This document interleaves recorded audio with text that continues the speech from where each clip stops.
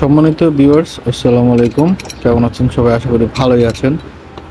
প্রতিবারের মতো আজকেও একটা নতুন ভিডিও নিয়ে হাজির হলাম।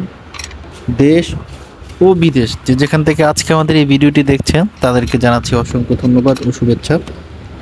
আজকে আমরা মূলত দেখাবো কিভাবে একটা এক্সট্রা ট্যাঙ্কি ফিটিং করতে হয়। তো বাড়িওয়ালার ছিল আগে একটা ট্যাঙ্কি, তো সে আরেকটা 1000 লিটার লাগবে, কারণ তার ভাড়াটিয়ার জন্য আসলে হচ্ছে না। তাই আমি চিন্তা ভাবনা করলাম তাকে আর একটা এক্সট্রা ট্যাঙ্কি ফিটিং করে দেই।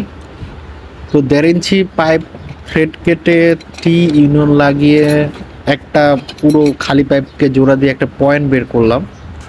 এখন ট্যাপ পেঁচাচ্ছি। এখন এই যে ইউনিয়নটা দেখতেই পাচ্ছেন আপনারা কিভাবে লাগাচ্ছি।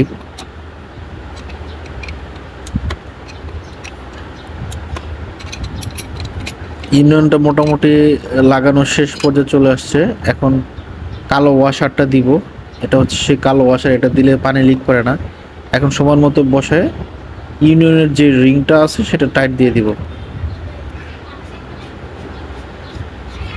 মূলত এটা হচ্ছে ইউনিয়ন, এটা হচ্ছে মানে দুইটা পাইপের মাঝখানে কেটে একটা পয়েন্ট বের করা। আমরা মূলত দুইটা পাইপ, একটা কোনো পয়েন্ট ছিল না, এখান থেকে একটা টি দিয়ে পয়েন্ট বের করেছি। এখানে মাল লেগেছে হচ্ছে টি, নিপেল আর ইউনিয়ন।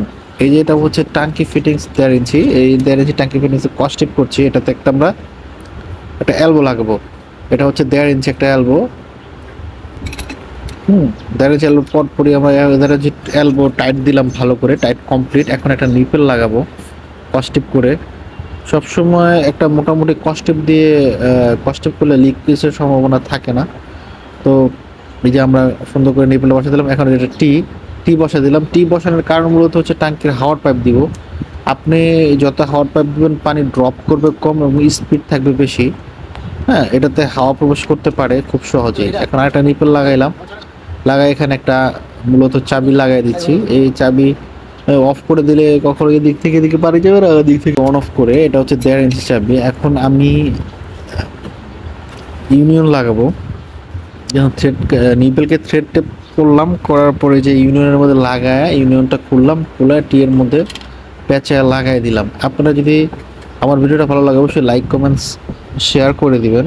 মূলত ভিডিওটা করি যারা প্লাম্বিং কাজের জন্য বাইরে যাচ্ছেন তারা মূলত এই কাজটা দেখতে শিখতে পারবেন, বা যারা এমনিতেও অভিজ্ঞতা নেওয়ার দরকার তারাও নিয়ে শিখতে পারবেন। এই যে এটা হচ্ছে 1.5 ইঞ্চি শর্ট পিস, 9 ইঞ্চি মাপে নিয়েছিলাম।